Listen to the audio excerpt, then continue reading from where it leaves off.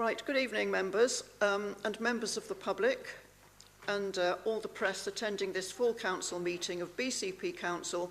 It's 11th of July 2023. Welcome to everybody.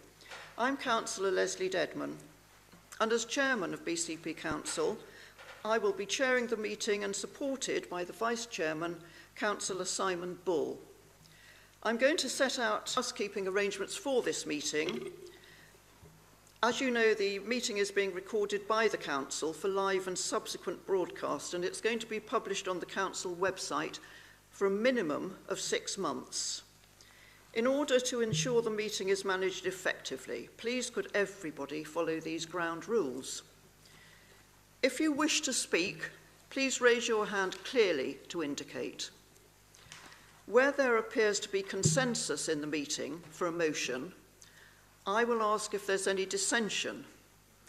When a formal vote is required, this is carried out by a show of hands, unless a recorded vote is requested, and that requires support from a quarter of the members present at the meeting. On a slightly less, on another note, please could members indicate to me if they're leaving the meeting. It's a bit hands up, can I go, sir? But don't worry too much. In accordance with the Constitution, we will have a comfort break if we go on for more than 2 hours. And the last one on that particular piece of housekeeping is that points of order, if anybody wishes to raise a point of order, should state the applicable Constitution provision. They have numbers, and we'd like you to tell us the number, not just point of order. Right, so we now go on to our agenda. Item 1, apologies. Chief Executive, will you read out the apologies received for the meeting? Thank you, Chairman. Apologies have been received from Councillor Allen, Councillor Bagwell, Councillor Butt, Councillor Haynes and Councillor Northover. Right, thank you very much. We have Councillor Rice. Yes, can I pass on apologies for Councillor Pete Miles? Thank you. No, oh. Councillor Phipps? Yes, could I also pass on apologies for Councillor Ricketts, please? Thank you. I think we've got all those. Annual meeting held on the 23rd of May 2023. And there's a supplement which has been circulated containing revised minutes of the 21st of March 2023 meeting. Members, is there any dissension from confirming the minutes? Councillor Farquhar. Thank you, Chair. Could we have an explanation from an officer, perhaps, for why the meetings are revised, please? The minutes. I'm sorry, Councillor Farquhar, I didn't catch the last piece of that. Why the minutes were... If I may, Chair, if we look at our packs here, the meeting minutes for the 21st of March 2023 is marked revised. Yes.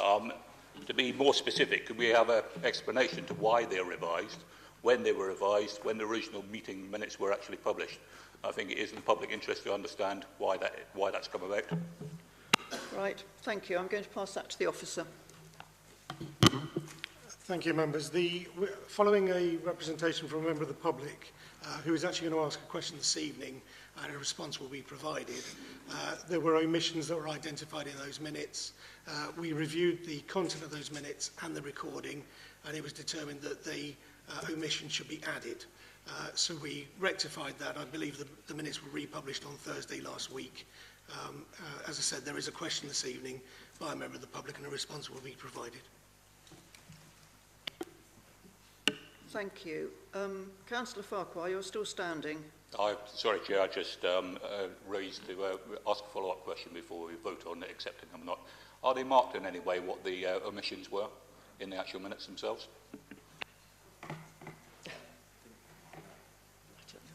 Sorry, Chairman, no, they're not, but they are in relation to the public questions and a subsequent minute further down the line. I can provide Councillor Farquhar with the changes and the comparison. Thank you, Chair. Thank you, Councillor. Is there any more comment on this? So is there going to be any dissension from confirming the accuracy of the minutes? Right. I think we can agree that by consensus. Thank you very much, members. And thank you, Councillor Farquhar.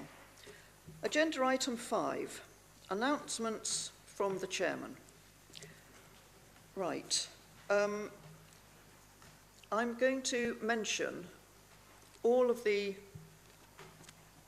events I've been to, which started more or less in May, just after the council. Part of the appointment process to bring him on board. In the time that he worked with us here at BCP, he really did provide such a wise counsel for how that organisation needs to develop, but he also had a wicked sense of humour and seemed to be comfortable in absolutely everybody's company. It's ironic that when he told us that he was unwell and that it was not curable, he was absolutely determined to see through his curses. And sadly, it was only 2 days before he died that Graham and I spoke and arranged a meeting to go up to London to meet with him and say, do you know what, Bob, you've done your bit, it's time to hand it over, we'll carry on from here and go and spend the last few weeks with your family. And sadly, he never got the opportunity to do that. So we never got the chance to say thank you to him properly. But I am really thrilled with everybody who paid tribute to him at the LJ conference last week. I know several people in the room were there at that point. So because of that, we did ask him to conduct a review of the scope, the people and the governance of future places so that we could take it forward into its next iteration, which wasn't completed. It's a really important piece of work that we can use so that we can be confident of what that company needs to do for us and for the place. We have therefore introduced a very last-minute paper in asking for the approval of the appointment of an interim chair of the board, and that is somebody who's already a chair, already a director of the board, and my internet has not come back, so I'm unable to see the paper. But I will just tell you that Karima Farmi, who is already on the board, has agreed to take up the interim role as chair to allow us to complete the work of that governance review and to steady the ship whilst a new chair is found. The recruitment process will be carrying on over the summer, so this is very much an interim appointment. Karima is a local woman. She has connections with a lot of local organisations. She's on the board of the Bournemouth University. She's also on the board of one of our local academy chain that has some local schools, as well as having connections with the University of Cambridge, Latimer, which is an arm of Clarion Housing Association, and she is also directly involved with Great Ormond Street Hospital. So she comes with a fantastic breadth of experience in property development, investment and governance. So I'm very happy to recommend her as the interim chair, and that was done off the cuff because I couldn't read the paper. So I'm not quite sure what the recommendation is, but I so put it. Thank you. Thank you. I've got as the agenda item, certainly, appointment of the interim independent chair of BCP Future Places Limited. Leader, you've proposed that. Do any councillors wish to speak, not only on Lord Kerslake's death, which I'm sure we're all very, very sad about, but also on the urgent piece of business, which is the interim chair? Do I have anybody raising their hand? Who is that? Who? Oh, hello. Councillor Aikenhead. Yeah. Have you got your microphone on, Councillor? Well done, thank you. Okay, just working out how to use my microphone. First of all, I would just like to say that we did feel that this urgent piece of business was sprung on us rather quickly before the meeting, and would like to ask maybe that in future we could be given more notice. I understand that it's urgent, but it is important that we do the council's business with proper consideration. I would also like to say that I really respect all of the things that have been said about the individuals that are involved with this item of business, the former chair and the new person who's been appointed, because none of us in the Labour group have any problem with those people as individuals. But we feel that we cannot support the appointment of someone to a body that we do not agree with its existence. We feel that Future Places has not produced anything and has cost a lot of money. So we feel that this point really does need to be made in council. We don't have the money to fix... Councillor, can I just remind you that we are debating a chairman of the Future Places Limited rather than debating Future Places. So I would prefer you didn't go into all that at this juncture. Okay, I just wanted to explain the reason that we are... I will just briefly explain the reason that we are not supporting this, and that is that we feel that the council does not have enough money to continue with Future Places, so therefore we don't feel we can support but we have nothing against the individuals concerned. Thank you, Councillor. Councillor Cooper? Oh, I'm so sorry, I was looking in the wrong direction. Councillor Cooper. That's okay. Thank you. I'll sort of agree with most of what Sue said. One thing I would like to say as the ward councillor for Hamworthy is the anger on the doorstep and on the street of what's gone on the developments. It is related to choosing a new leader of that group. Well, no, can I just correct you there, yes. Councillor? We already have Future Places, and that's for another debate. What we're debating here, if we're debating, is to appoint this new person who is, in fact, as the leader has said, very, very worthy of the position. It's the position that we are going to debate, not the mere fact that we have Future Places. That's for another forum. Okay. I mean, I think they are directly related and feel a little bit disempowered in that process. And I think also, Councillor, I think once I've said that, I would like you to sit down. Thank you. Okay. Are there any more comments about the actual fact of having this new chairman? Councillor Cox. Thank you, Madam Chair. I'm probably one of the few people actually that have met the candidate in question, albeit online, not physically. And I can actually vouch for her robustness in dealing with criticisms of Future Places and any questions that she has to answer. So I would welcome her appointment as chair, and I hope the council would as well. Thank you. Thank you, Councillor Cox. I think the leader is going to sum up now. Thank you. Thank you. Can I just say I completely understand the positions made by Councillor Aikenhead and Councillor Cooper. I really do. I do think it's not appropriate in the fact that we are, recognising the work of Lord Kerslake and actually recognising the willingness of Karima to take this role on to help us out as an interim measure.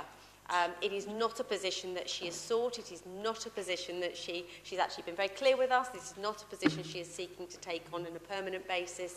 But we do have to have a chair of the board in order for us to make decisions about whether we keep or not keep the organisation. And without a chair of the board, they can't actually make their decisions. So this absolutely isn't about continuing something that is or is not working. I equally understand Councillor Cooper's concern, the anger on the doorstep.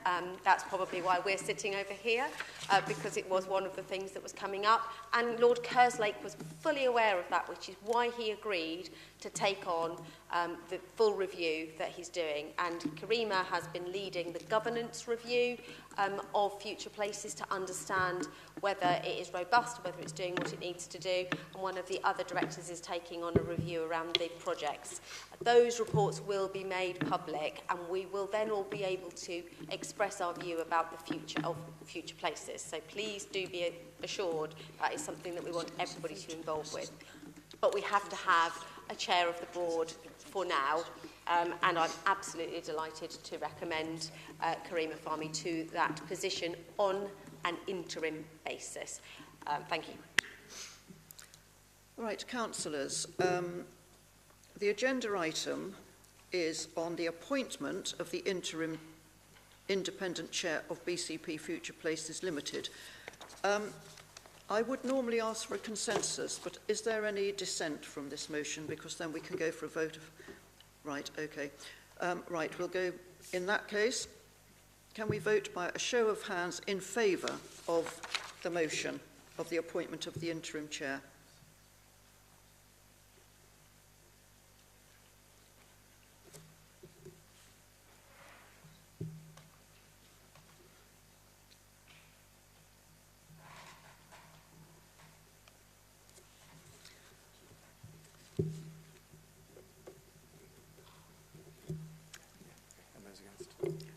Thank you.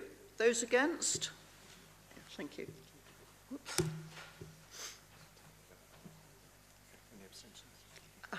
Oh, sorry, we've already counted you, but you're welcome to try again. Yes. Yes. Are there any abstentions from this? Thank you, Councillor. Right, that was actually carried. Thank you very much. Right, now as we've gone off my paper properly, so we're on agenda item 6, public issues. The time for questions, statements and petitions from members of the public is normally after declarations of interest. It's on the agenda now at this point, and it's restricted to a total of 15 minutes. Although I do have discretion to make it longer if I feel that's right. So when a question to which an answer is to be given is not reached within the time limit, we will then give a written answer to the questioner within 2 working days of the meeting with a copy emailed to all councillors. So that covers everybody's question and it will all be put. And in accordance with the Constitution, no discussion shall be allowed upon questions or statements. So the first public question that I have here is from Sue Chapman, who has submitted a public question regarding climate change. If you'd like to come to the front here, if you ask your question, I think Councillor Hadley will respond. Thank you. Thank you, Sue. Thank you. Good evening. Given governance failure to alert and protect us from climate catastrophe, as noted by the UN Chief, Zach Goldsmith, and the Chair of the Climate Change Committee, it falls to BCP Council to enact, with Dunkirk leadership, the speedy decarbonising safeguarding needed for all citizens. BCP's Climate Chief warns of the imminence of global ecological collapse, lack of leadership, and that there will be no guarantee of a future. So when will the BCP public be educated as to the risks to well-being and be incentivised to help avoid the worst impacts of carbon bombing and ecosystem collapse? Thank you.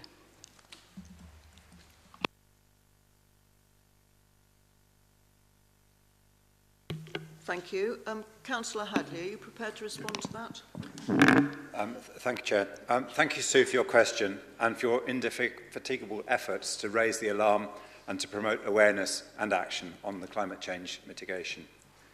BCP Council is in the process of refreshing our corporate strategy and related documents and programmes. As part of this process, the climate strategy and action plan are being enhanced to comprehensively manage our sustainability risks and opportunities. This has identified a number of priority actions across the Council services and the BCP area for the next few years. A series of external workshops is planned in coming months to share these actions, to ask for feedback and to prompt action groups to start working towards their delivery. One of the priority actions is to develop a community sustainability and climate engagement programme using a number of our key sites such as the Hainsbury Head Visitor Centre and the Durley Chine Environmental Innovation Hub to share and teach the science behind the current emergencies and threats and what we can all do in response. This will be done in a way that accurately describes the challenges using useful and relevant literature, but framed in a way that shows how collective, urgent, positive action can meet these challenges and provide achievable opportunities for a sustainable future that can improve the quality of life for all and support our natural ecosystem. We will work to develop and deliver this programme alongside existing teams, schools, colleges, universities, community groups and businesses. The programme will be offered to councillors first so that they are aware of the material and the science and can support its engagement in the communities that they serve. Thank you.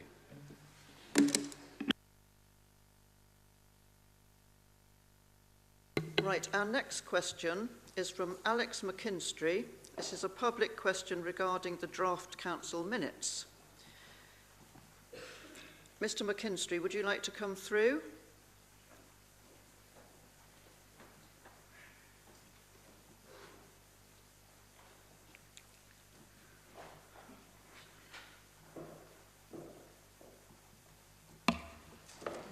Thank you very much. Thank you. Okay, good evening, Council.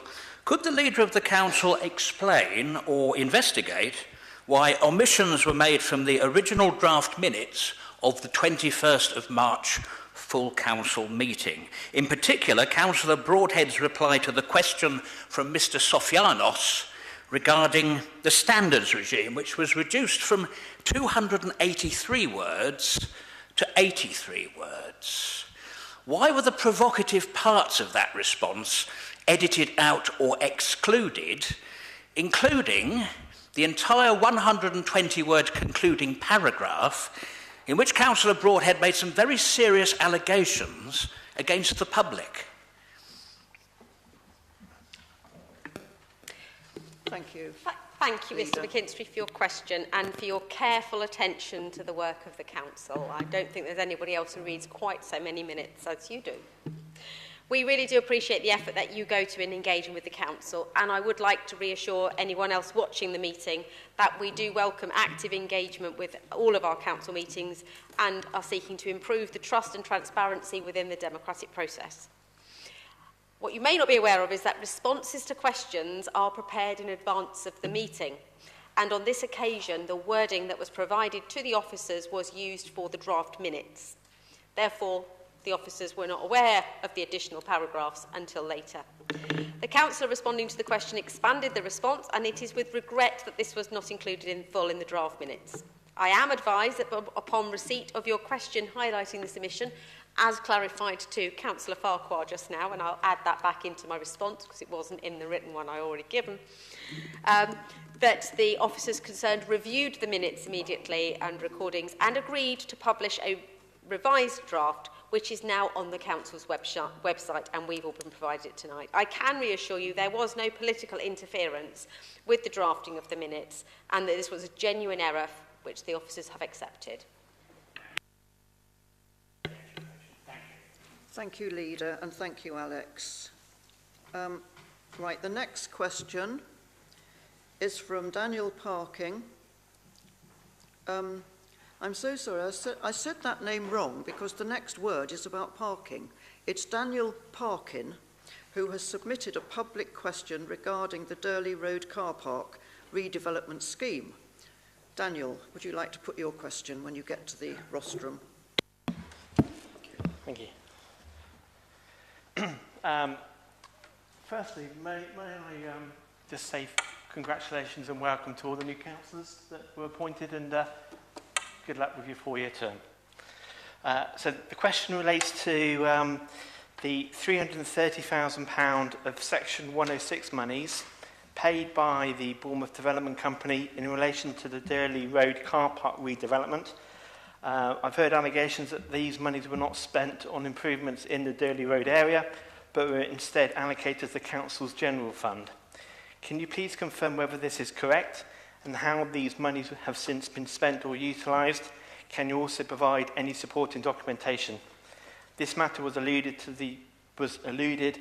by the external audit at the 27th of October Audit and Governance meeting, although the Durley Road scheme was not specifically named.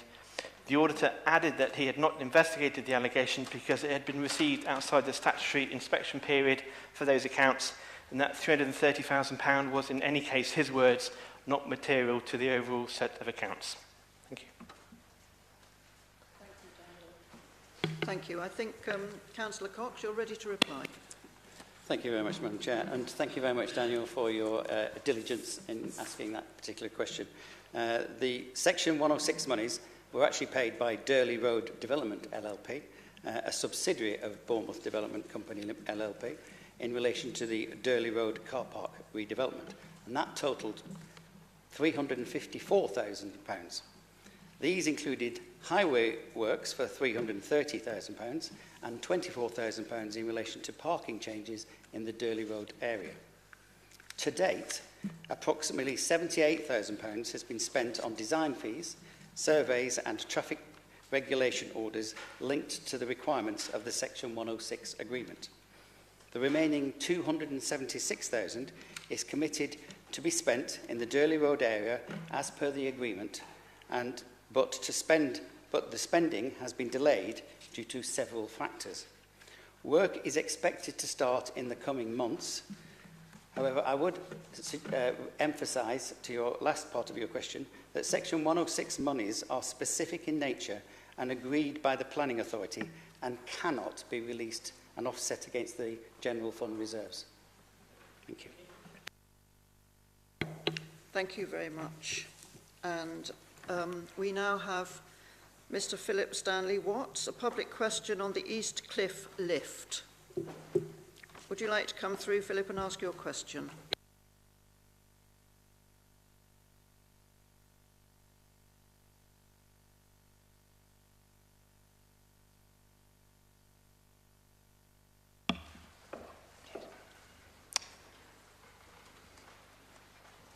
Thank you, Madam Chairman. My question is about beach accessibility. My member of my family is in a wheelchair and also a heritage asset. The East Cliff lift is a part of National Seaside Heritage, which was closed in 2016 owing to a rockfall. Could the Cabinet member tell me whether there are plans to reopen it and stabilise the cliffs in BCP area? Thank you. I think Andy Hadley is going to reply to that. Councillor Hadley. Thank you, Madam Chair. Thank you for your question, Mr. Stanley Watts. Since the cliff slip at East Cliff, there have been 3 attempts to secure external grants for stabilisation and regrading of the cliff. The last of these was thankfully successful. Included within the Levelling Up grant is a specific project to invest £4.3 million to stabilise, regrade the East Cliff slip, and that also includes developing feasibility options for the future of the lift. In regard to the stabilising of the cliffs flanking the East Cliff lift, I am able to confirm that the preliminary studies have commenced in this respect, with a team of structural engineers assessing the current condition of the existing structures. Ecologists and geotechnical engineers will be assessing the current state of the flanking slopes. These works are to inform the design of the cliff stabilisation scheme, and our aim is to then undertake the stability works during the winter of 2024/5. In respect to the cliff lift itself, the practicality of any future remediation or alternative leisure offer will be subject to initial feasibility study that will commence later this year. This will be guided by the findings of the ongoing cliff stabilisation assessment and design. We do not yet have the funding identified to re-provide the lifts at this location. It is likely that we will explore a new design approach that is less dependent on the stability of the cliff and therefore less at risk of future damage. Any proposals will be subject to planning considerations and obtaining funding, but of course will be underpinned by the stability works that we are now able to undertake. Thank you. Thank you. Thank you, Councillor Hadley. Also, under this agenda item, we have statements. There have been no statements received for this meeting. We also have petitions, and again, there have been no petitions received for this meeting. And I must say it's very cheering to have so many questions from the public. It really shows that people are taking notice of what we do. On to agenda item 7 on your sheets or on your computers. Review of the political balance of the council. The allocation of seats on the committees to each political group, and the appointment of councillors to committees and appointments on outside bodies. I'm going to call upon the leader, Councillor Slade, who will propose the recommendations, I believe, Councillor. Thank you, Madam Chair.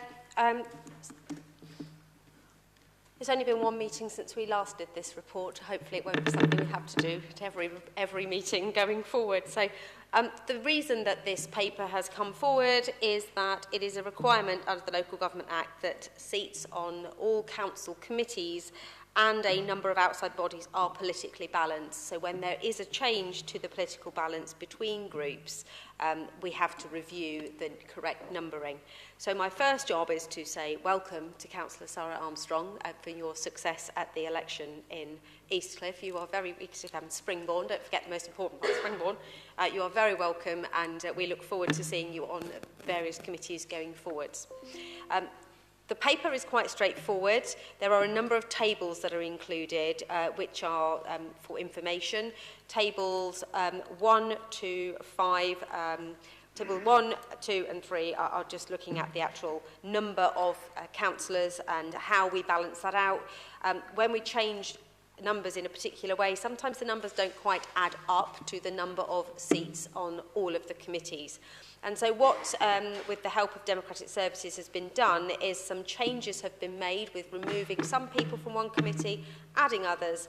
We've actually reduced the number of seats on the Investigatory and Disciplinary Committee, which has never met, and I hope it never does, and increased the number of seats on the Corporate and Community Scrutiny Board by 2, so an increase in the number of overall seats by 1 in order to balance things out. Across the internal committees, this then balances in a political, the political balance, so there is no variance with the number of seats each political group should have and the number of seats that they do have. However, there are a number of outside bodies that also have political balance, and one of those bodies is the Lower Gardens Central Trust Board. If we were to be perfectly politically balanced, this would have, where are we, 2 Liberal Democrats, 1 Conservative, 1 Labour and 1 member of the Green Party on it.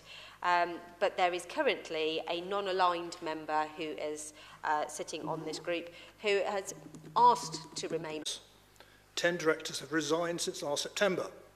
My questions are, 1, can the chairman advise if during the financial check were identified any financial concerns before the contract was signed? 2, apart from the initial £8.25 million paid in 2021, have any more monies been paid to Inland? 3, what steps are now being taken to protect our investment? Are there penalties in the contract for late delivery of the scheme that was due to complete in September 24? As we could be seeing a 12-month delay, assuming Inland can start rebuilding soon. Directly within the remit of audit and governance. Save us to the more general risk issues and the Council's risk register, which are a fundamental responsibility of the committee, I am, however, responding to the questions regardless of responsibility in order to give Council the current updated position. So, in the order that the questions were asked, Madam Chairman, to the first one, full Council agreed to purchase a turnkey development for the land and completed building at the meeting on the 14th of September 2021, and for reference, it was agenda item 8. The report set out the details of the acquisition, including the risks and the due diligence undertaken. As the transaction was for a property acquisition, there was no requirement to carry out a formal procurement exercise, which may have included additional credit checks. The second question, the response is that Inland Partnerships Limited have been paid £6.75 million to date, in line with the Council's obligations under the contract for the independently certificated works that have taken place, in addition to the £8.25 million. And thirdly, Madam Chairman, legal advice is being taken to fully understand the Council's position. I have been advised that this is in addition to the ongoing discussions with Inland Homes regarding the best way to successfully deliver the scheme. Where appropriate, any changes to the programme will be reflected in variations to the contract terms. In terms of the Council's corporate risk register, the Audit and Governance Committee review this on a quarterly basis. Escalation from project risk registers to service risk registers to the corporate risk register can occur, but this tends to be for risks that the council has as council-wide risks impacting on most council areas, not service-specific or project-specific. It is therefore not normal for the Audit and Governance Committee to routinely consider specific project or service risk registers, but it can call these in as required. Audit and Governance Committee's primary role is to consider the adequacy of the overall risk management arrangements and the adequacy of managing the large strategic council-wide risks within the corporate risk register. Thank you, Madam Chairman. Thank you, Councillor Beasley, for that very comprehensive answer. Councillor Andrews, do you have a supplementary question? I do, Madam Chairman. Does the Chairman agree with me that contracts like this that see a material delay and increased risk should be the subject of scrutiny by the ANG Committee, so that if there are any lessons to be learnt, they are considered by councillors? Yeah, Councillor Beasley, do you want to answer that or give a written answer later on? I'm quite happy to have an attempt at answering Councillor Andrews' supplementary, certainly, Madam Chairman. Thank you, Councillor Beasley. I'm sure you can. So I think I should preface what I'm going to say by the advice I've received from the monitoring officer, because as I indicated at the beginning of my first response, not all of these issues are a matter for audit and governance, and we need to be careful that we don't widen the brief of audit and governance out of its initial task. So there are questions that might be better answered by others within the administration, but what I would say is that the advice comes actually from the Council's constitution. The purpose of our Audit and Governance Committee is to provide independent assurance to the adequacy of the risk management framework and the internal control environment. It provides independent review of the Council's governance, risk management and control frameworks, and oversees the financial reporting and annual governance processes. It oversees internal audit and external audit, helping to ensure efficient and effective assurance arrangements are in place. Factually, however, the specifics of the Council's contract with Inland Homes may be more for the relevant portfolio holder than for me as Chair of Audit and Governance.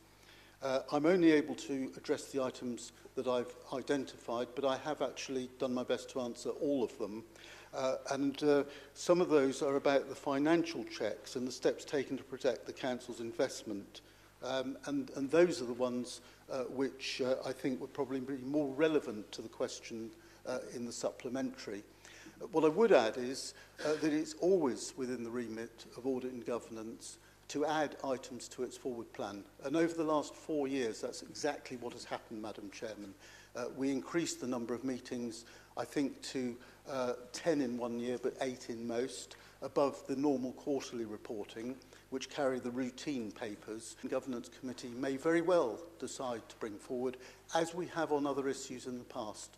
I can't predict whether that will be the case or not, but it's certainly something which I think Audit and Governance will wish to consider, and may well need a little bit of time to get the necessary information so that it can be fully discussed to the benefit of the Council. Thank you, Madam Chairman. Thank you, Councillor Beasley, and thank you, Councillor Andrews, for the questions. Right, moving on. Agenda item 9. This is notices of motion in accordance with our procedure Rule 9. And this is on the cost of living crisis. Oh, I'm so sorry, Councillor. Yes, do.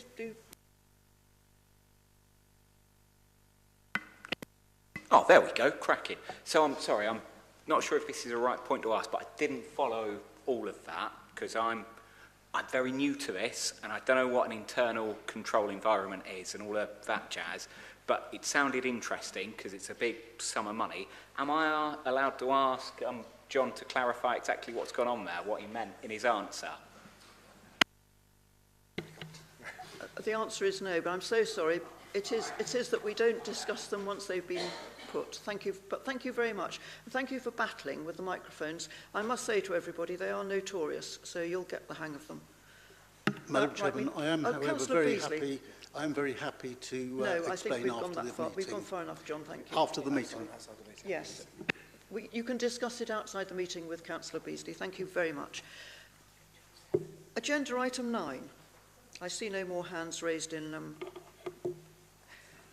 Agenda item 9, back to the cost of living crisis, which is obviously on all our minds. Councillor Carr-Brown, I'm calling on you to move your motion. And Councillor, you have 3 minutes.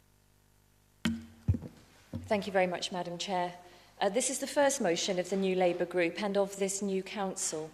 A council that looks very different from the last and we hope will behave and function very differently. It's important, therefore, that we start by addressing the issue. All indications suggest it's only going to get worse this year. Core inflation continues to climb and food prices are only rising a little slower than they were 12 months ago. Energy prices are still way above where they should be, and so thousands are facing a cold and hungry winter. And while so much of that is at a national policy level and beyond the control of the Council, there is still much the Council can do, and we all have a duty to do as much as we can to help our fellow residents. This motion seeks to maximise the new administration's commitment to doing just that. We hope we're pushing at an open door, but it's still necessary to push. Thousands of people voted Labour in the May elections because they believed in our manifesto, share our values and are desperate for change. Our values will drive everything we do in the next 4 years, and we're starting with a clear but constructive challenge to the new administration to show us in concrete ways how they are different from the last one. And this really matters. Up to March this year, Trussell Trust food banks across BCP saw a 25% increase in their distribution totals. That's an extra 3,500 food parcels to people in need. A 25% increase that is likely to only get worse. Another food bank, Hope for Food, stated just last month that the number of families referred to them for help with weekly food parcels is steadily rising and for the first time ever has reached 170 in 1 week. And they think they're only reaching half the people who need their help. It's clear that the cost of living crisis is having a significant impact on local people, from children and the vulnerable to mortgage holders, renters and small business owners. It touches most of us in some way, but for thousands in BCP, it's devastating. We understand the budget constraints the Conservatives have left us with and their skewed priorities of vanity projects over real investment in our children's futures and the care of our elderly and vulnerable. But the Council has a central role via its community engagement function, both through its own staff and through the contracts it awards to charities and voluntary groups, to ensure that every resident can access the maximum help available quickly and easily in their time of need. This community engagement is a vital support in a time of crisis, and as we tighten our belts, we must not stop that outreach. Our residents rely on these services to get by in difficult times, and we mustn't let them down. I know many, and I hope most, councillors here will support this motion, as this is the kind of difference we can and need to make to those who otherwise will struggle more than they might this winter. We all know they'll struggle more than they should, and so we must do as much as we can to protect those for whom these times are the hardest.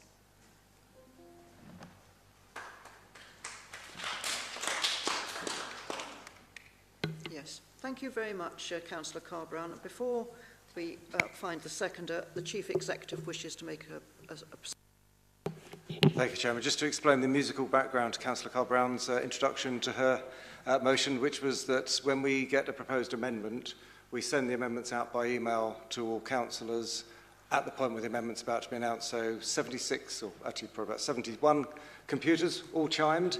If you could be in the council meetings with your speakers off, that would be really, really helpful.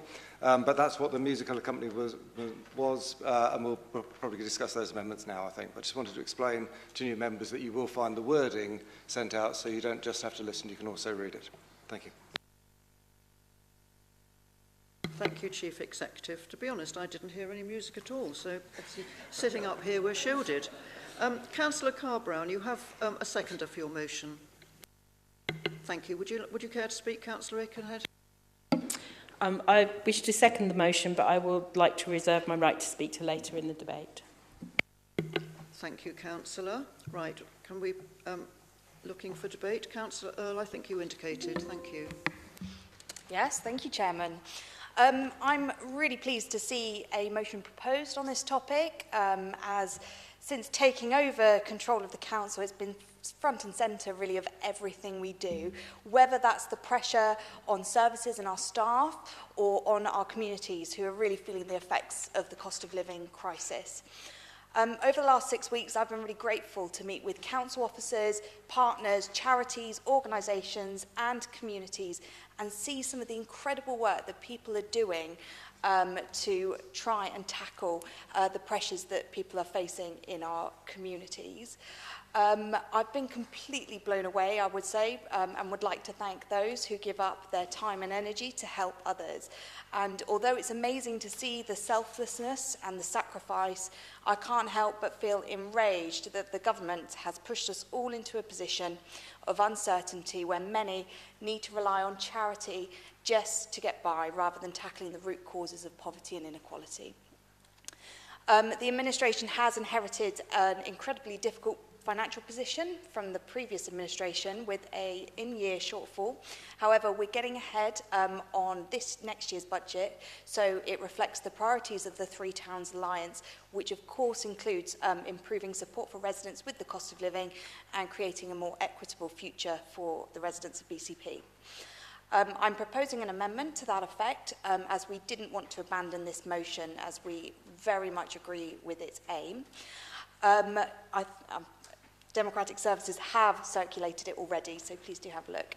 It recognises the current financial position of the Council and gives a commitment from our administration to work closely with officers and our partners at Citizens Advice, Dorset Community Foundation, Ridgewater, fire services, schools, and make sure that the household support fund allocation that we currently have reaches those who are close or already in crisis.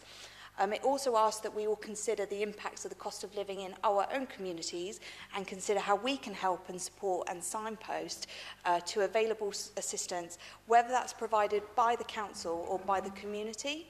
And I've been lucky enough to be involved with the Access to Food partnership since it started, and I've seen some of the incredible work that came out of it around sort of that partnership working and making sure that all organisations support each other.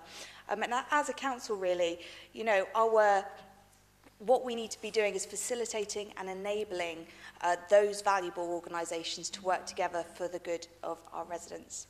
So thank you for this motion, and I hope you will consider accepting the amendment and our promise to take this forward properly in the next budget. Thank you.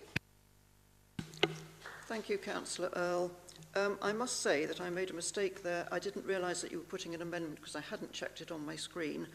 But since you have put the amendment, I must ask you to read the whole amendment so that not only councillors but the members of the public can see where your amendment comes. Thank you.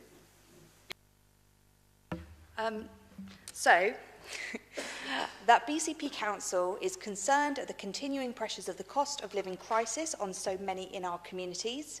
This Council, this is what I'm adding, A, calls on Cabinet to work closely with partners who are already undertaking incredible work to support our communities across BCP to ensure that available funding in the current year, such as the Household Support Fund 4, targets those most in need in line with guidance for the funding.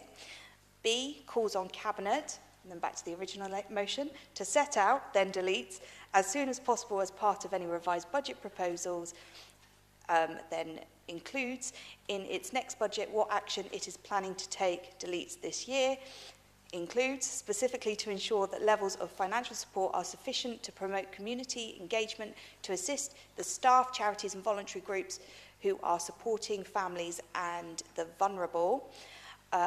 And it inserts, and C, resolves to help, and includes ensure that all BCP residents can easily access the support they need, and inserts whether that is through our own services provided by our partners and by the voluntary sector, or help and support in the community, and includes during this time of economic hardship.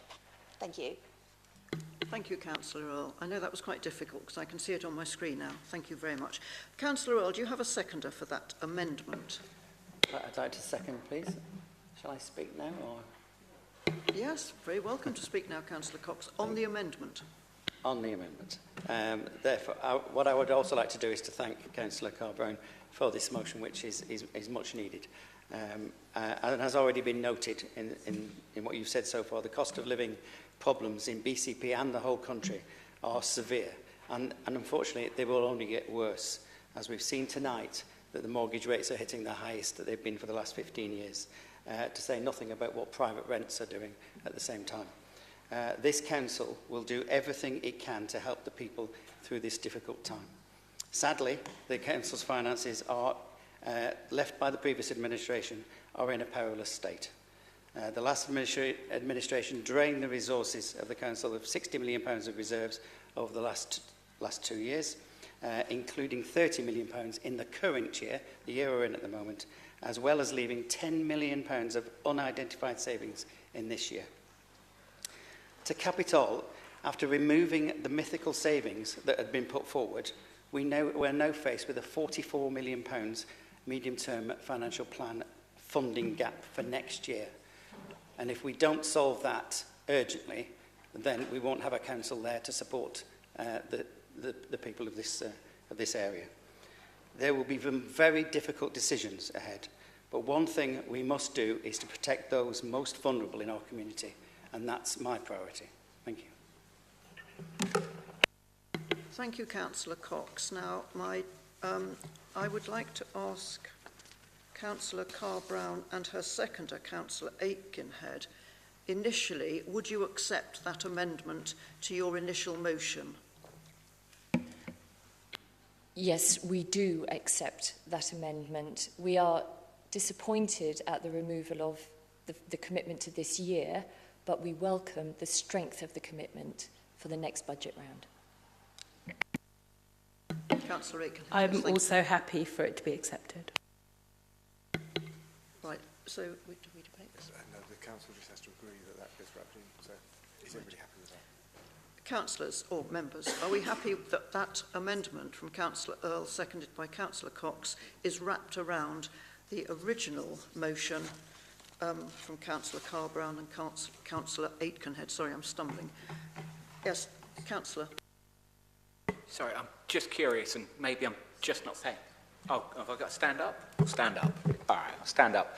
I'm just curious. I might have missed it, but so it sounds like this amendment says you haven't got to do anything this year. You do it in the next budget.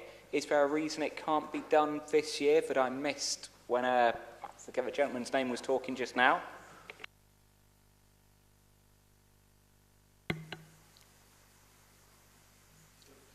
Does what I say make sense? So it sounds like this motion, is it right that this removes the commitment to do... stand up. Yes, I don't like thank you. this formalness. So the original motion says, please do this year. Amended, it says, do it at the next budget. Yeah. So did I miss what the explanation was why this couldn't be done this year, or was I not paying attention? Yes, thank you. I think both councillors did explain that. I'm sorry, I haven't now got it on my screen again, so I can't help you there. Chief Executive, can you help me on that? Thank you, Chairman. Just to explain, I think in terms of the procedure, the options are if somebody moves an amendment and the proposer and seconder both accept it, then we put that to the council. If the council approves that, then without debate, that becomes a substantive motion. When we debate the substantive motion, then you can raise points like that within that debate. So I think in terms of technicality at the moment, we're seeing whether the council, so we have now the proposer and seconder have said, yes, we're happy to agree that amendment. Does the council agree that by majority? If it does, then that becomes a substantive. We then open that for debate. And that's the point, I think, to ask that question, if that's okay. Yes, thank you. I hope we all grasped that. It is, I must say that amendments and motions are very, very difficult to grasp, even when you've done it quite a while. So, members, as I said before, are we content that we add Councillor Earl's words and meanings to the original Carr-Brown and Aikenhead motion? Thank you. Yes, I thought he was agreeing. Sorry, Councillor Bartlett, were you agreeing or speaking? I'd like to speak, please, Chair.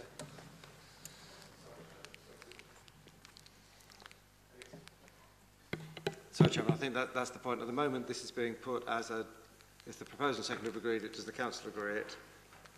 It's not for debating that amendment at this point. If we have that agreement across the chamber, otherwise we are now opening a debate about the amendment. Chair, that's the point I wanted to raise, because you need to talk to the amendment before you can decide whether that amendment is acceptable. It's pointless agreeing it and then discussing it after it's already been agreed. And I agree that it's a very valid question that's come from Councillor Salmon. Thank you. I'm going to ask the monitoring officer to explain what's going on here.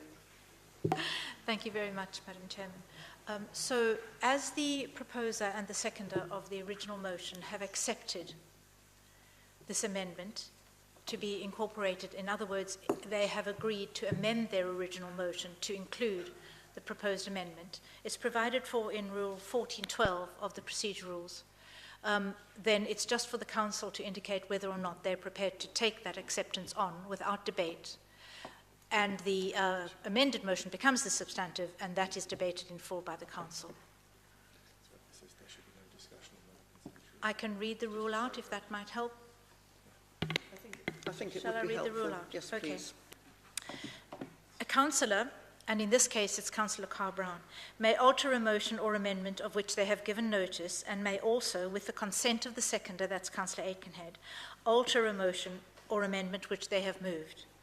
In both cases, the consent of the Council is required. There should be no discussion on whether consent should or should not be given. Thank you.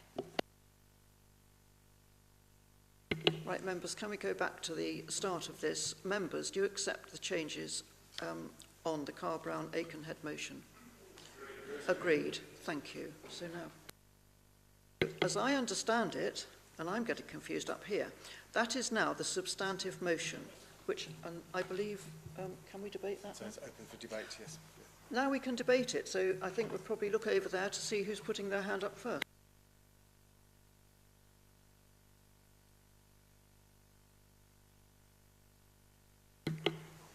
Which one's the... So is it now I can ask my question, or do we need to do other amendment bits first? Well, it's actually time for debate. So yes, Cracking. questions, debates, whichever you want to do. So yeah, question first, yeah? Oh yeah, stand up, right. So I guess my question's about the timescale stuff, because it sounds like we are brassic, you know, and I think we all get that. And so I did quite like in the original motion, like this year, ASAP, like if you're absolutely flat broke skint, you don't go, "Gore, I'm flat broke skint, I'm going to work really hard on sorting my finances out and take a year to do it." You do it that day. You look at your spending and whatnot. I don't know, I'd like to hear if it's possible to stick to the year thing. That's the only bit I didn't like. I don't follow all the stuff about how we amend it and all of that. But it would be nice if we could get something sooner rather than later on all of this stuff. Sue's stuff's urgent, which she spoke about as well. We've got to be fast. We've got to be moving at pace. I mean, God, I've been in this role 2 months, and we are slow getting stuff done, you know?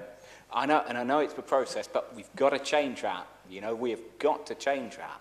Anyway, that's my 2 pence. Thank you, Councillor. Councillor Rigby was next, I think. But I hope he's not moving his amendment. But he could. Oh, could he? Yes, because we're on the substantive motion, yes. Councillor Rigby. Thank you, Madam Chairman. I might give way for a second because I was going to raise another amendment, but if anyone wants to continue that debate, I'll give way and wait for a moment. Councillor Bartlett, I see your hand. Thank you. I think the issue is that the problems are here and now today, and we don't know what's going to happen to the economic situation in a year's time as we work up our budget to next February. And that, to me, is the issue. You know, hopefully the government will implement changes that will ease the situation as we approach next year. But the problem is now today, and I think that's the issue. And we have to ask ourselves, is there anything possible we can do now? And I suspect there is very little from what Councillor Cox has said. There's very little room to manoeuvre. But I don't think that doesn't mean to say we shouldn't be asking the questions and looking at the priorities that we currently got and look at some of the measures that we've discussed actually prior to this budget in terms of what savings could be produced in the current year that could be redirected maybe to some of these other areas. And I'm thinking in particular some of the support measures that were cut from our third sector organisations, which were, I think, sort of had their money reduced significantly this year. So it's just a suggestion, but I feel a bit uncomfortable. Whilst the intent is clear in the answers we've been given, I think the timing of it is probably not quite right. Thank you. Thank you, Councillor Bartlett. Councillor Slade, I think you were putting your hand up. Thank you, Chair. Councillor Salmon, it's a right pain, but you'll get used to the standing up, sitting down thing. Just put your pedometer in your pocket and it counts towards steps, I'm reliably informed. I completely understand your frustration, I absolutely do, and I know that when we first came into office, we had hoped to be in a position to do an in-year emergency budget. It soon became very clear that simply wasn't going to be possible, and that the problems that would cause to officers who are still trying to come to terms with the budget situation they're in would have actually caused so much trouble we probably wouldn't have achieved an awful lot. However, I can assure you that work is already starting on the new budget, which will be out to public consultation before Christmas, well before Christmas. That is not that many months away. I hate to tell you, Christmas will be here before we know it. What I do want to reassure Councillor Bartlett is that it isn't in this year that the Community Action Network have had their budget cut. It is actually in next year. Their budget for this year is secure. They are able to continue their work. The Citizens' Advice are doing incredible work. They have seen a massive increase in the number of people going to them, and their funding is securely supporting those people. But I do just want to touch on a couple of things that this council has done and continues to do. Back in 2019, you'll be aware that we hosted the Hidden Hunger conference, at which we used money from the Brexit fund, knowing that the cost of living crisis was coming for another reason. We didn't predict COVID or this cost of living crisis, but we knew that there was something coming, and we used it to be able to launch our Access to Food partnership, which was expanded on by the following administration and is now really secure and doing incredible work. We've also had for some time the LEAP partnership, which is about trying to get people's homes warm and secure, and that work again was expanded in the last couple of years after COVID, when other problems started to develop, and I know our comms team have done a great job in trying to get that out, and actually our role is making sure people understand what's available. But what we are committed to do when we first sat down as an alliance, but we hadn't yet announced, and so Councillor Carr-Brown's motion has preceded this. She is aware that this is coming, is that we had already agreed to give somebody the responsibility for poverty and rough sleeping, and to actually try to work really closely with those people who are affected by that, so that they can really understand what it is that they need from us, and to use their own experience and their relationships to drive it straight into Cabinet with the needs of the people who most need our help. And I am very pleased to announce that Councillor McCormack has accepted the opportunity to take up that position, and will be starting that work in a few weeks' time. We weren't going to talk about it until August, but given that this has come forward, it seems appropriate to raise it now. So there is something happening. The Household Support Fund 4 grant, we are assured, is being targeted where it is most needed. And I'm sure that with Simon driving us, he will make sure that the budget for the upcoming year will be focused on the people that most need it. And as much as I would love to do something more quickly, that could just cause actually counterproductive issues. Thank you, Leader. I now have Councillor Trent, who indicated, I believe. Thank you, Councillor Trent. Thank you, Chair. I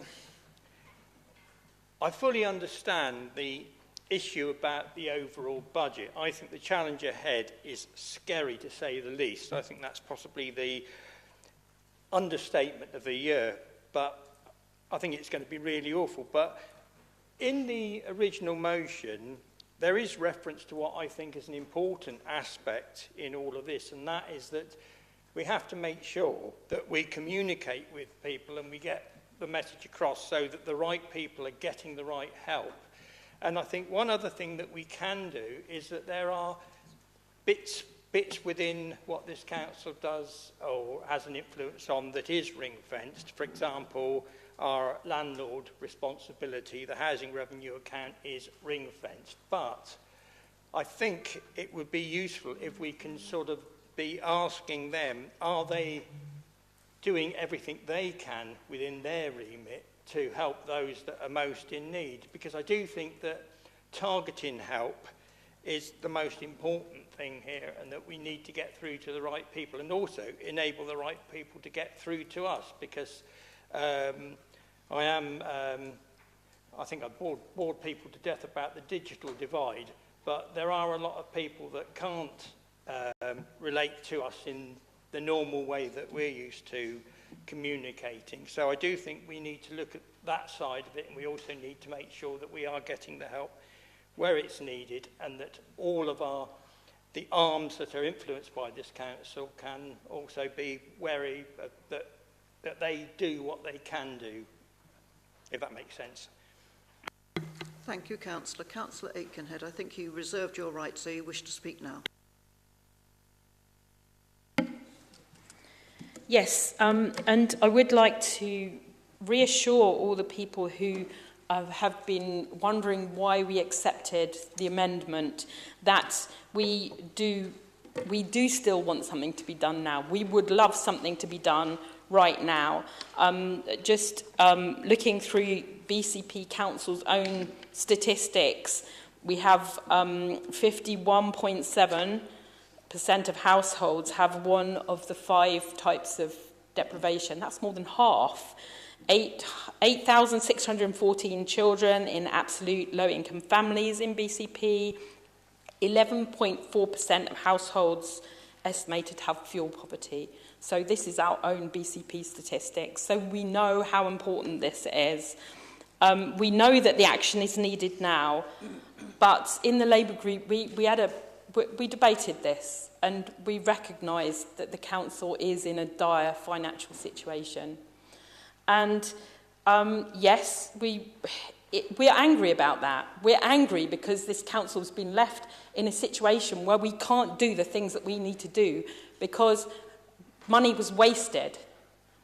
But we're also angry because this council doesn't have the money it should, because it had, over the last, I don't know how many years, the national government has not been giving councils the money that they need to do the job, to take on all the responsibilities, like social care, such a huge part of our budget. We are so restricted in what we can do. And recognising all these things, we felt that the best way for us to try and persuade the administration to act on this now, to do something on this now, was not for us to fight them and try to make political points, but to show people that we can work together for the good of local people, and that is what the priority is here.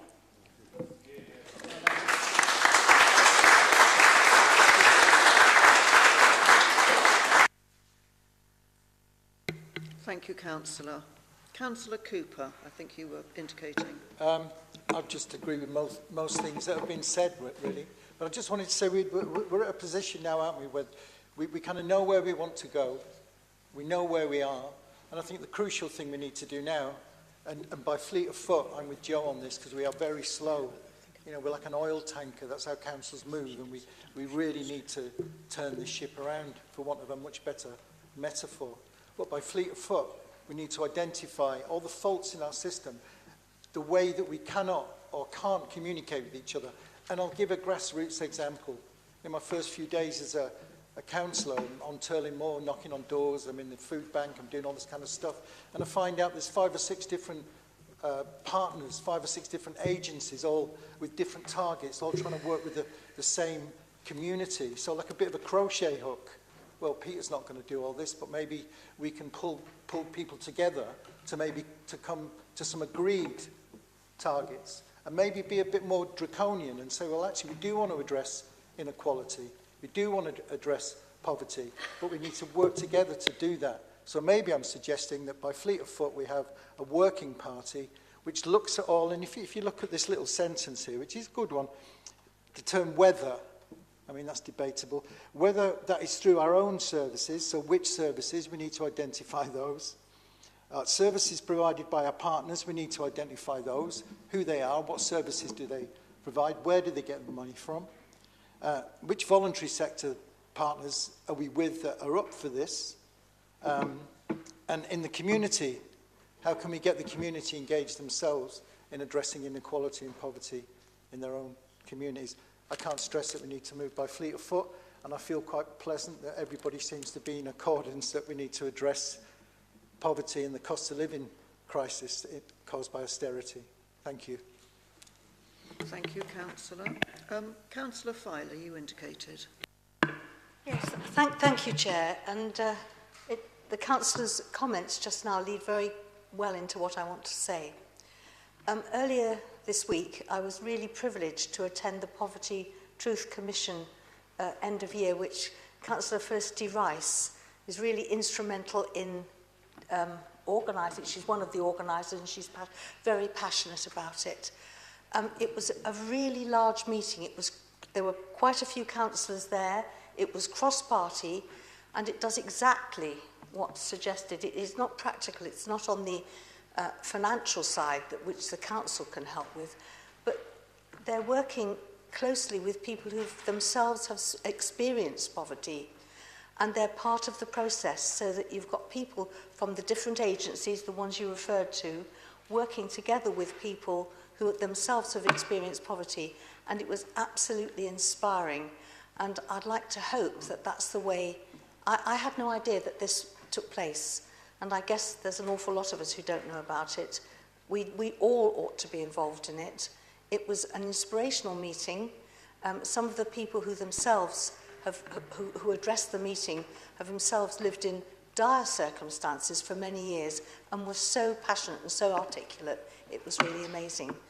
So all praise to Councillor Rice and everybody else involved with that. And I do think, I'm not absolutely sure, she'll correct me if it's wrong, that this is, if it's not actually sponsored by BCP, it's certainly a BCP initiative. People were there from all around, not just from, it was situated in a hall in Bournemouth, but I believe it came from the whole area, though I stand to be corrected if that's not right. Thank you. Thank you, Councillor Filer. Is there any more debate? Oh, hang on. Councillor Rice, and yes, Councillor Rice, do remain seated if it's more comfortable for you. Thank you. Thank you very much. Yes, no, it was BCP Council was one of 40 partners that were involved with the Poverty Truth Commission. So it is very much a whole BCP-wide community initiative. Thank you. Thank you, Councillor. Councillor Earle. Thank you, Chairman. I was just going to respond to Councillor Cooper and his suggestion at a working party, which I think would be brilliant. I think, you know, where we've got a cabinet who's really committed to this, we're going to have a champion leading on this from the administration to sort of help with the volume of work. But actually, I think that would be a really important part of scrutiny as a function to follow that work and make sure that it's able to feed in. So I think that's a really good idea, and I would suggest take it to your scrutiny committees and hopefully get it in place. Thanks.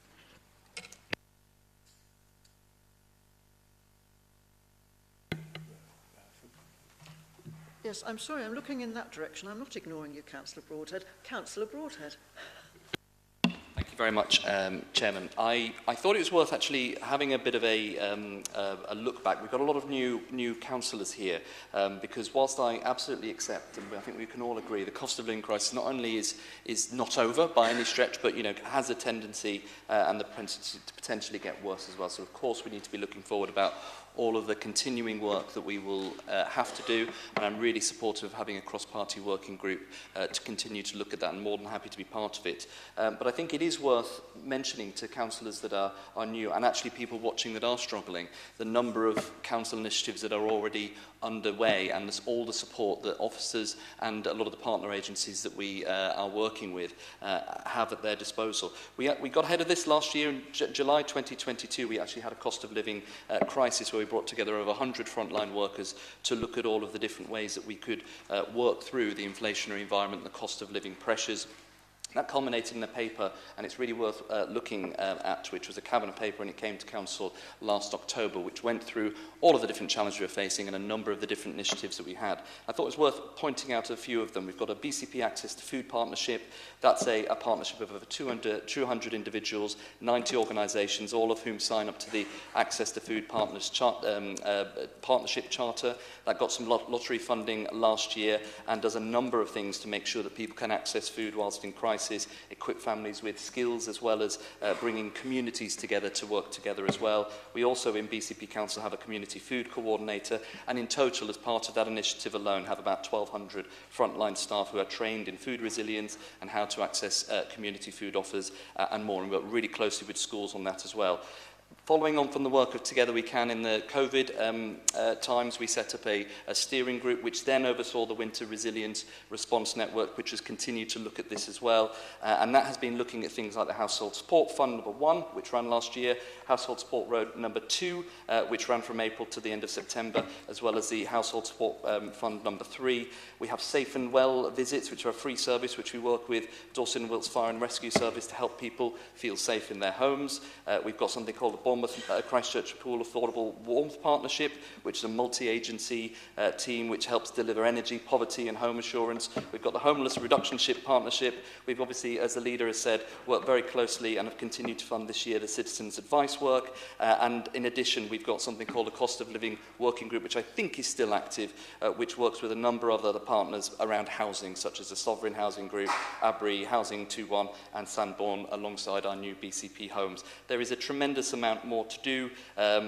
We've got other things such as warm welcome places. We could go on forever, but I fully accept that we need to do more. I'm quite content and keen to work with others to see what more we can do in the future, but it is worth knowing that if people are in trouble, look at this paper. There is an awful lot of ways which council's helping and which partner agencies are helping as well, so that we can point them in the right direction to get the help they need. Thank you.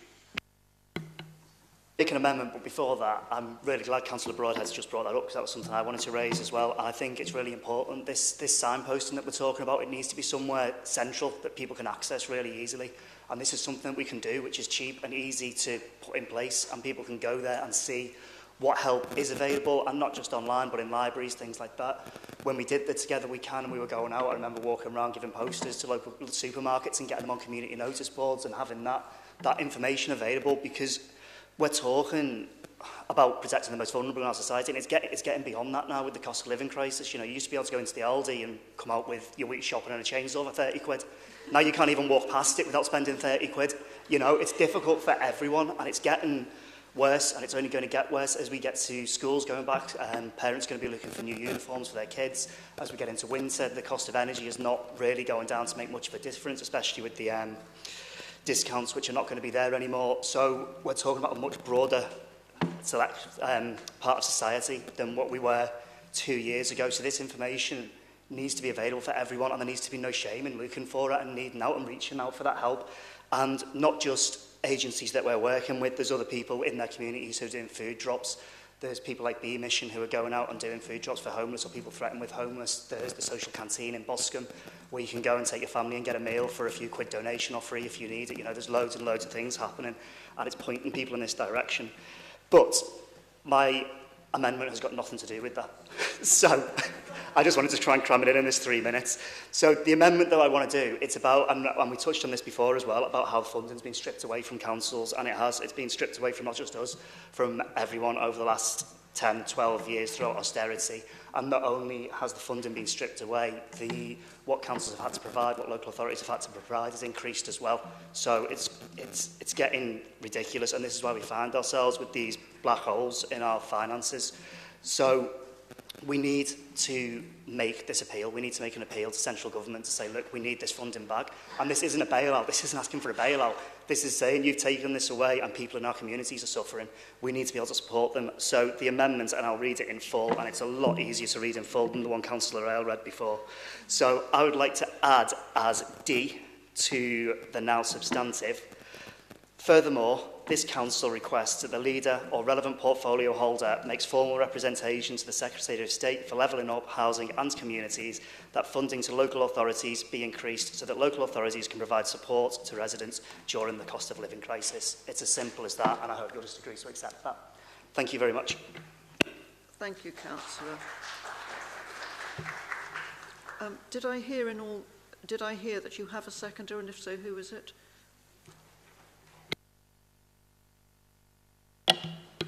Thank you. Now, do we debate this one? Do we accept? I thought it was asked Councillor Carr-Brown whether she accepts. Yes. Councillor Carr-Brown and Councillor Aikenhead, would you accept the amendment as written out and as read by Councillor Rigby, which is basically an addition onto your original motion and onto the amendment? Yes, we accept that as point D on the original motion. Thank you. I can confirm that I accept as well. Thank you. Now, members, can we have consensus on that, accepting that? Councillor Rigby's amendment goes on to the motion proposed by Councillor Carr-Brown initially and amended by Councillor Earl. So we now have consensus, hopefully, on all of those pieces of the original amendment. Councillors, are we agreed on that? Right. So that's the substantive motion. Right, we're back now to having a substantive motion, which I'm not going to ask everybody to read out, and I'm not reading it out myself either. But I hope we've all been following. But so yes, that was a very good debate. Any further debate? Any further debate? No. No, you can't. So if councillors have spoken on the amendment, they can speak on the substantive motion. We haven't actually debated the amendments, though, because they've all been put and accepted. So no, you're quite right. Thinking about it, I think all the amendments were put and accepted. Therefore, it's only if any councillors that haven't input so far would wish to debate. So, for example, Councillor Hadley. So Councillor Hadley will be speaking on the substantive motion, which also includes both amendments. Thank you, Councillor Hadley. Thank you, Madam Chair. Yes, I very much welcome the implications and the intention of all parties in trying to do our best here, but particularly on the item D, as raised by Councillor Rigby. I am concerned. Austerity was a deliberate choice. And it put more wealth in the hands of the rich at the expense of those least advantaged in our society. During COVID, there are some very inappropriate and very expensive contracts let that put a lot of money into the hands of the rich. And during the energy crisis, rather than putting pressure on the energy companies to constrain their enthusiasm to increase the costs, there were short-term subsidies for people that went straight back into the pockets of the energy companies. So I would be very keen that the pressure to government is to actually to look not just at giving money to councils, but to the root cause of some of these issues that have impoverished this nation hugely and given us as a council a really hard opportunity. So I would be really keen to see that as part of the response that goes to government. I don't think it needs to be an amendment to the amendment to the amendment. Thank you very much. Thank you, Councillor. Is there any more comment or debate on the now substantive motion? Because if not, I'm going to ask Councillor Carr-Brown, who initiated this whole motion, to wind up. Thank you. Thank you very much, Madam Chair, and thank you to this chamber for everyone who's contributed to this very useful and full debate that I think shows the commitment of this council to helping our residents. We are disappointed that this motion no longer applies to this year. There's no doubt about it. However, we do understand the budget constraints that exist. We wish it weren't so and that this could have been done now, but we are where we are. Our ability to help has been limited by financial constraints not of this administration's making, but there are always choices and priorities, and we had hoped that a greater commitment to showing those priorities now rather than next year could have been made here tonight. Because despite what Councillor Broadhead said in outlining the services, when I spoke to a local food bank just last week, they told me about a recent phone call they'd had from a young mum who was crying down the line because she had nothing in the cupboards. Those were her words, "I've got nothing in the cupboards." She had an 8-month-old with her and a 2-year-old. And so they sent over an emergency food parcel, even though people are supposed to be referred to them. Of course you would. What else would you do? This lady had not known where to turn. She should have been able to find that help easily, and so clearly she needed that help right now. These are the services we're talking about here. This is the difference this council can make to people's lives with the political will to do it. We need BCP's community engagement services strengthened so that they can really function as a one-stop shop for residents' needs and concerns, and people need to know where to find them. So we're disappointed it doesn't keep this year in the motion, but we do welcome that this motion still keeps a strong commitment from the administration to outline the kind of action they will take in the next budget. And we will hold them to that commitment. We will watch and see how the next budget develops and hope the issues we've raised today and the debate that we've had this evening will be kept at the front of their minds as they do this work. We want this administration to be very different from the last, and how this has progressed will demonstrate that difference. Thank you. Thank you, Councillor, for your winding up. Now, councillors, although I feel there is consensus, I'm going to ask for a show of hands to make sure. All those in favour?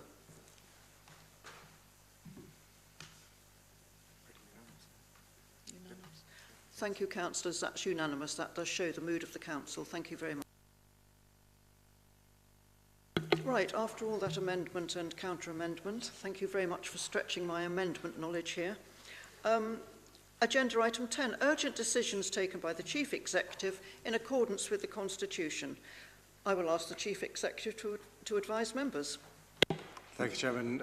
Taken no urgent decisions since the last council meeting. Thank you, Chief Executive. Now, it's now 8:45, and I'm going to close the meeting. Thank you, members, very much for